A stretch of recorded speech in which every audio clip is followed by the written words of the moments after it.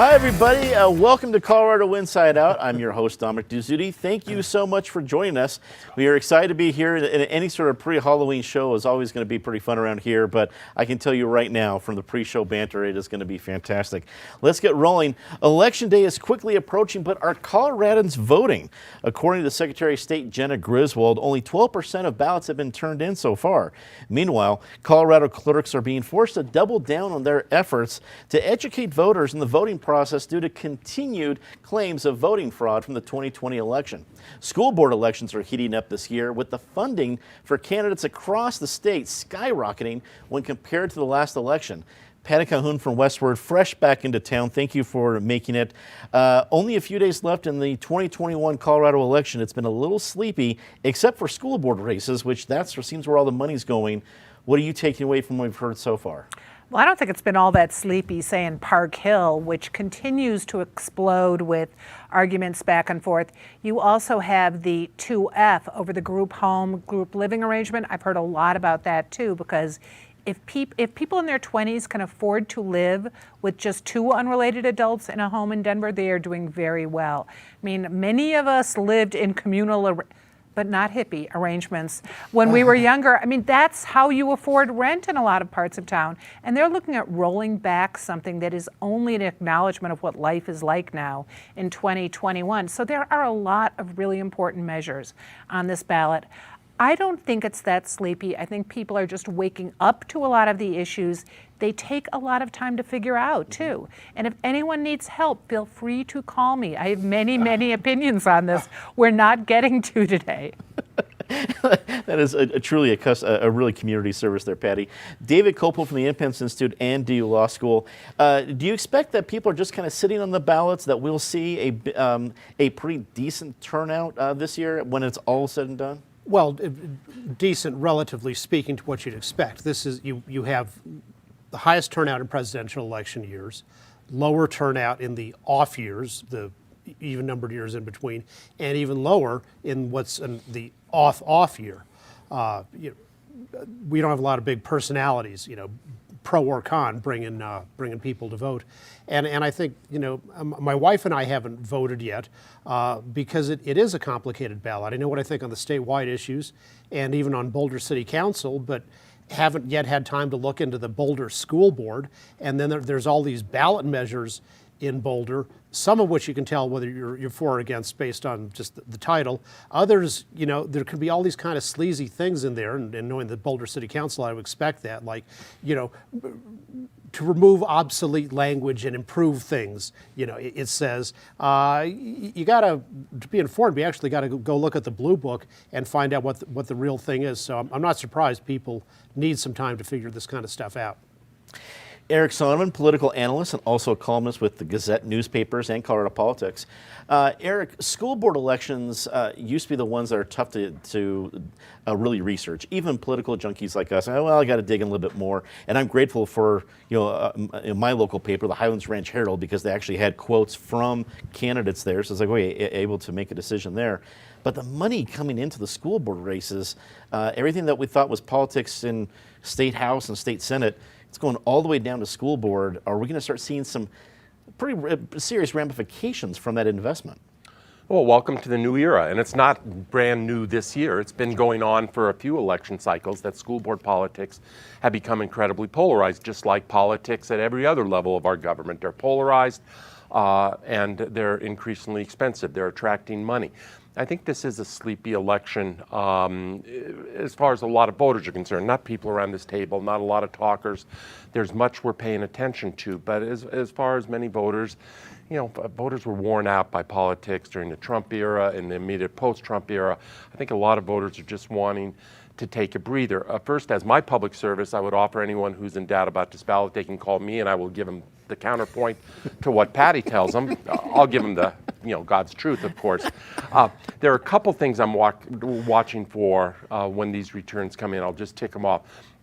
One is there's a new conservative theory operating in Colorado, which is that this has become a blue state in terms of elected Dems versus Republicans, elected officials.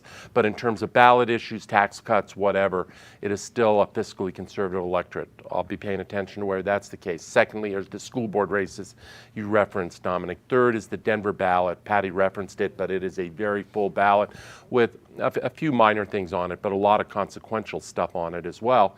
And the fourth one is our neighbors to the east in Aurora, where there is a battle royale going on for control of that city council between left and right. I have no prediction on how many of those will turn out. Marianne Goodland, Chief Legislative Reporter at Colorado Politics, joins us. Thank you so much for being here, Marianne. It seems it's kind of funny. This is just human nature, but people get really excited and passionate about the presidential race and the congressional and Senate races. But the people that actually really impact our lives, the people that in fact that will impact our schools, our kids go to, the stop sign, the potholes in front of our house or wherever else is going on. Those are the elections that are happening right now. Are they getting enough attention for the people that really impact our lives? I have to think so. We've got a story coming out this weekend about the school board races, and I want to kind of get into that a little bit. One of the things that we found out from one of the people we interviewed is that the number of candidates who have filed for these school board races is double what it was in 2017 and 2019. And you look at places like Cherry Creek, where from 2011 on, they have canceled every election, or they've appointed candidates by acclamation because they had lack of opposing candidates. That's not the case this year.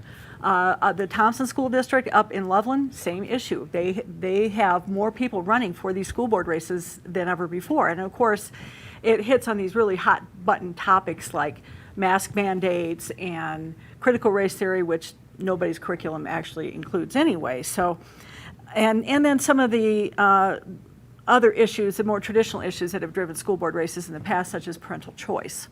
So I think what we're heading into next Tuesday could be real interesting in terms of who takes control on a lot of these big school boards. Phase 1 of the Great Hall expansion at Denver International Airport was completed this week, albeit behind the original schedule. Mayor Michael Hancock says this is just the beginning of major changes at the airport he says will change the city of Denver for the better. Meanwhile, the airport is still struggling to deal with the fact that since the pandemic, it is one of the busiest airports in the world. David, DIA has had more than its fair share of issues, but I guess the big question we've been talking about here is, are we really on the road to improvement, not just from the mess we've been encountering the last couple of years, but from what was, I guess, the status quo before they even put up any of the big walls? Do you see improvement on the horizon, at least this ribbon cutting this week? I can't say the improvement is so close that you could see it on the horizon, but there's a chance it may come eventually. And I'd say kudos to the new airport manager, Phil Washington, who is talking about addressing one of the real fundamental design flaws of the airport in the first place, which is if the trains aren't working, you're trapped at concourses B and C. And that was ridiculous to design in that way, but the airport wasn't built for the convenience of the traveling public.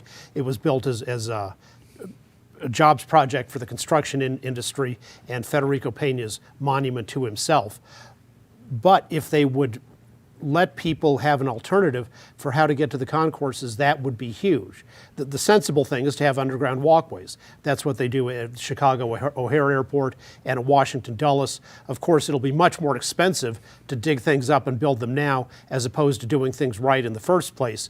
But for having Denver Airport Management do things right, do something right, that would be tremendous.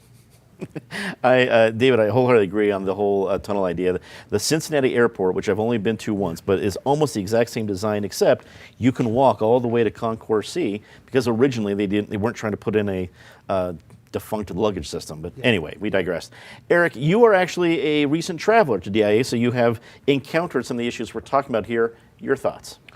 Well, I'm very glad you put this topic on the list, Dominic, because it is also my column this week, which will come out Sunday in Colorado Politics. So I hope viewers will go become readers of that column.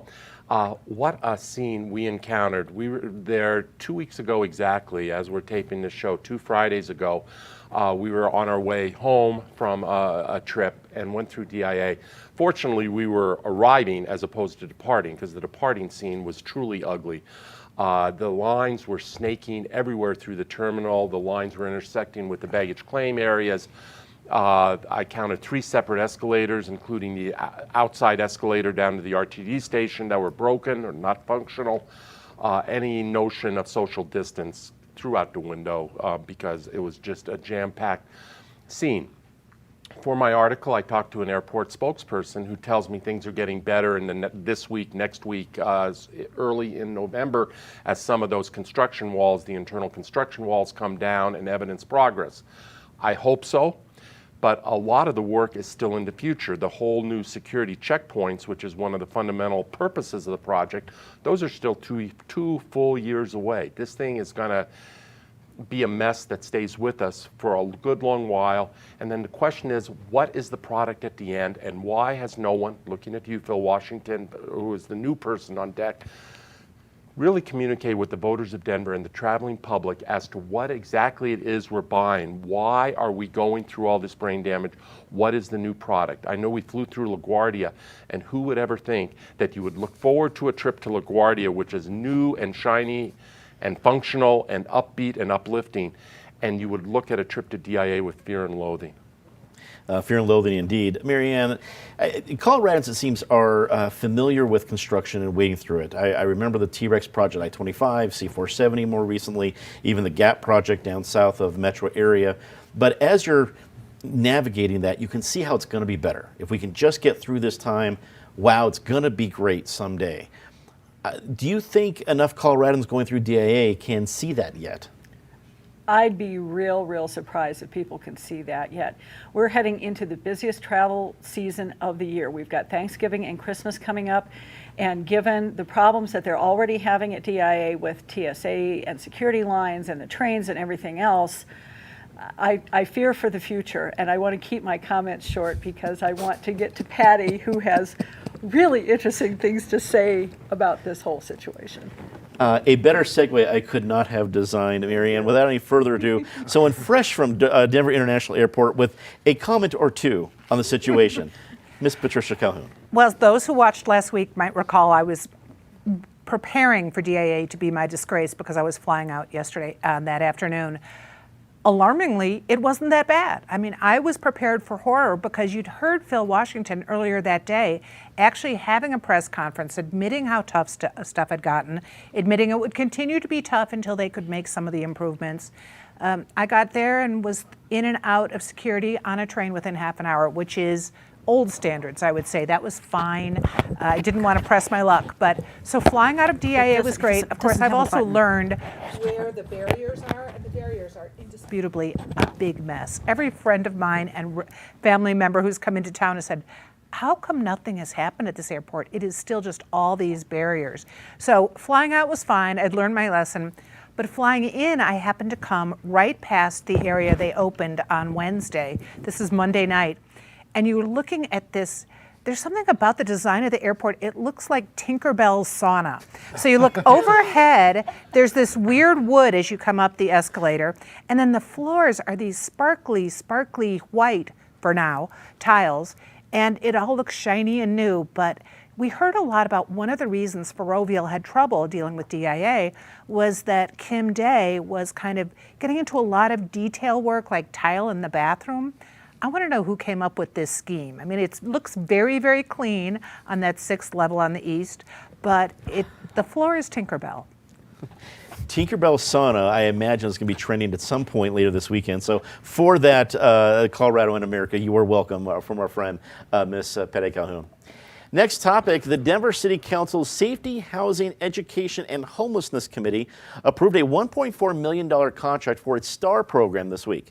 The Support Team Assisted Response Program is a civilian-led support service that connects mental health professionals with paramedics in order to address needs oftentimes assigned to police. Eric, this feels like a good idea. I don't know if $1.4 million is going to be able to make a big difference. I'm no expert. I've never assigned a bunch of people, but it feels like a step in the right direction if done right. What faith do you have that this is a step in the right direction? Well, I think I'm going to kick it back to you, Dominic, because I want to hear you read quickly the name of that committee and the name of the program 3 times fast, and then we'll go from there. It will be painful for everybody involved, Eric.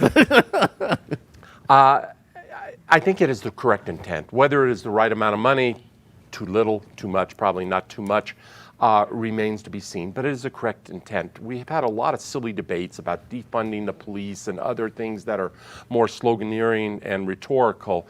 This is something that is tangible and concrete to get mental health professionals responding to calls that are more mental health in nature than they are truly law enforcement in nature. So hooray for that. Let's see how it turns out. Let's evaluate it in 6 months or a year or 18 months. And perhaps I'd argue that if we had more programs such as this at $1.4 million, maybe over the long haul we'll have less $1.2 million settlements that the city just entered into for a case a few years old of somebody who turned out, I think, not to be culpable, thrown to the ground, beaten, tased for no reason whatsoever. Marianne, it feels mental health seems like one of these issues that folks from a variety of parts of the political spectrum can get behind. So something like this would be a good idea, but is there enough investment, is there enough push for something like this? Not even close. You see folks like Children's Hospital that declared a mental health crisis for our kids earlier this year. And in addition to the $1.4 million that the City Council just approved, there was $1 million, I think back in July perhaps, that they put into this program, which still seems like woefully under-investing in this kind of thing. I think the original pilot for the STAR program had discussed that most of the calls that they were getting was for trespassing or welfare checks, and that seems like a good start on getting police out of the mental health business, which I think is the program's intent and frankly a laudable one. Patty, a step in the right direction, not enough to be successful. Where are you at on this? Well, they've already shown some success with the program that was started a year ago in October. Murphy Robinson set it up, and in that case, they had some law enforcement involvement with it. Now this takes law enforcement out of it, but when you were calling about an encampment on the streets, there is no reason, unless there are crimes going on, that you're seeing crimes, that you'd need police to respond, when clearly most of the people who need help, even if they're not mental health issues, they're going to need social service issues in most cases. It is not one where you want to waste law enforcement time or risk maybe a heavy-handed, inappropriate response, when instead you can really do something more helpful for the people who are there. So it's a good start. We've already got a year of a pilot under our way. Let's hope it expands and works. David, should we expect to see more programs like this?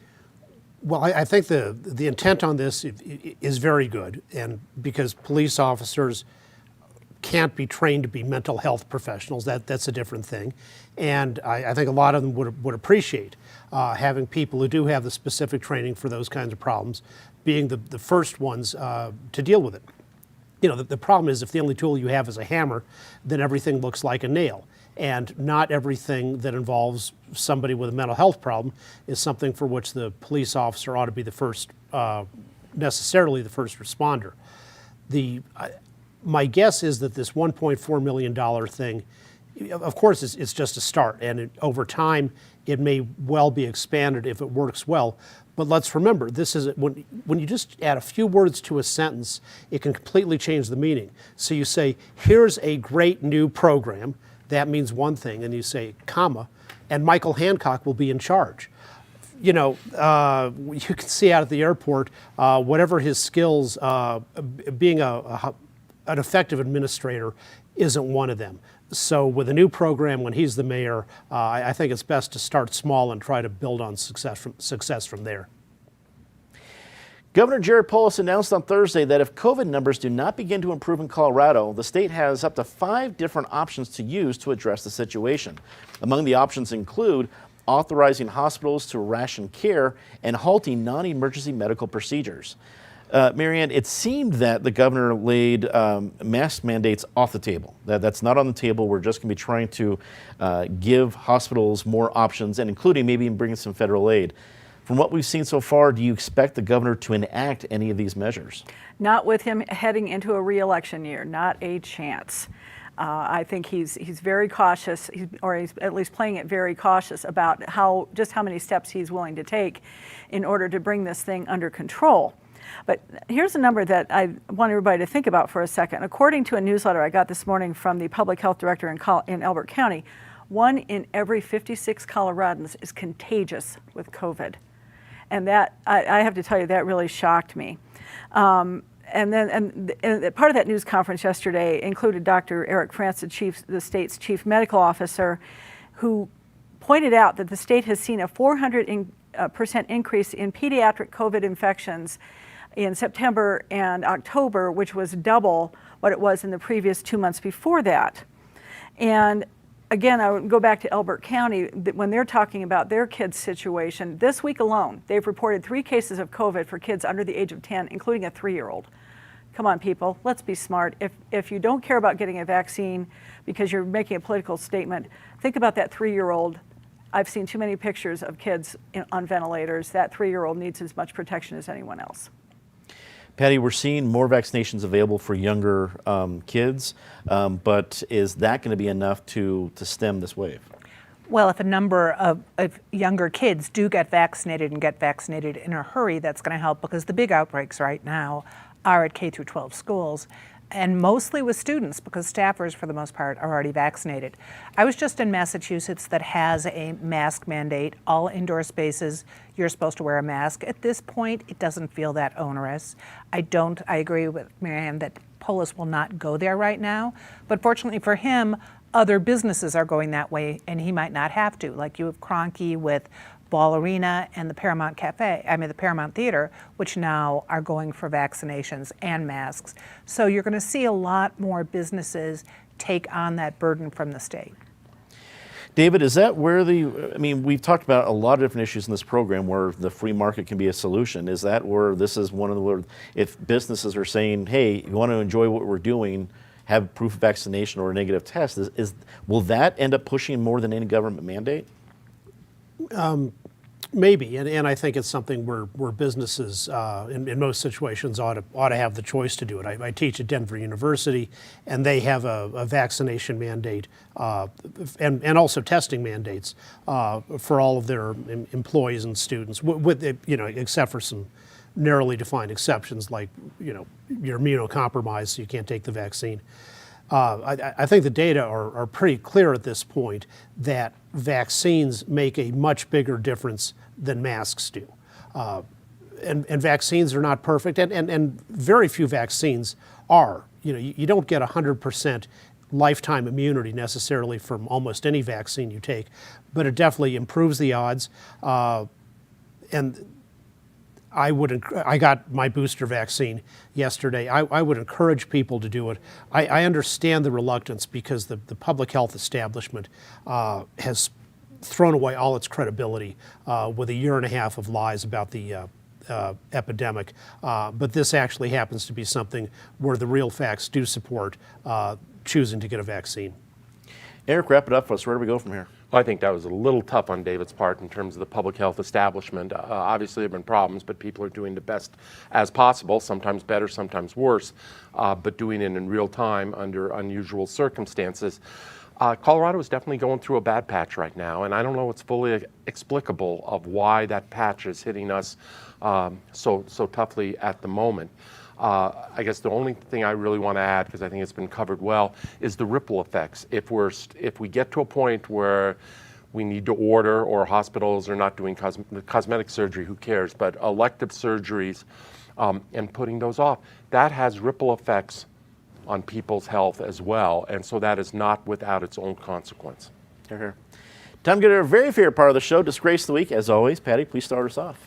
I can't let DIA off altogether. So at Final Approach, where the cell phone parking lot, where many of us have spent many, many hours, for a while they had a sign on the door that you could only go in and use the restrooms if you were a paying customer, which is not really the approach you want when it's a facility that is a public facility, the whole thing. Now they've come around that problem. They don't have to worry about people going in who are unauthorized because they're locking the doors at 8 o'clock. So be aware if you're going to the cell phone parking lot. Now, maybe they'll move it later at night now, but Monday night it was closed at 8. David.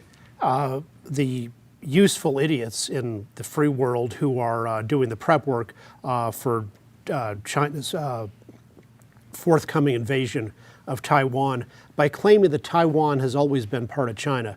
Folks, you should look at your history. I think it's pretty well agreed now that the Republic of Ireland has a right to be independent from England. And Taiwan has been separate from China for much longer periods in history than Ireland was ever separate from England. Eric. Well, I should just go with your tie, Dominic, but that sort of speaks for that speaks for itself. Denver attorney, who many of us have known on the political scene for many years, Steve Bahar, who has drifted over the course of a decade or thereabouts into just being a very prominent con artist, and somebody I've known in years gone by, and it pains me to say that, but the truth needs to be said. He was booked into Denver jail last night. He's now out on bond. Even the charges against him are now from 2018. There are more current pandemic era charges of various cons. He's a grifter, he's a con artist, and it's bothersome of how he has sunk and how far he has sunk. Marianne. I have to go with our favorite 3rd Congressional District Representative, Lauren Boebert. Congresswoman Boebert has had quite the week. Her week has included making fun of the accidental shooting death of the cinematographer on the set of Rust down in northern New Mexico. And then this morning it came out that she had done yet another amended campaign finance report with the FEC, in which she claimed that she was running for Congress from Utah. Time to say something nice about somebody. Bumper sticker edition. Patty. Happy Halloween and great Day of the Dead activities around Denver this weekend. David. All over Colorado, people are voting on taxes, debt, spending. We can disagree about the pros and cons of a different issue. We can all be grateful that in our Colorado democracy, that right to choose is guaranteed by the Colorado Bill of Rights. Eric. Happy birthday to a viewer of the show. My mother, Marianne Sonderman, has a birthday tomorrow. It starts with a 9, and it's well into the 9s, and congratulations. Hear, hear. Happy birthday. And Marianne. The Colorado Water Trust, which for 20 years has been trying to help our situations in Colorado. Congrats to them on 20 years. And to anybody who enjoys fishing in the Yampa River, the Division of Parks and Wildlife announced this morning they're reopening the river just south of the Stagecoach. The rainbow trout are wait. They do indeed. That is all the time we have for this edition of Colorado Inside Out. For everybody here at PBS 12, hope you all have a very happy Halloween. Thanks for watching. Good night.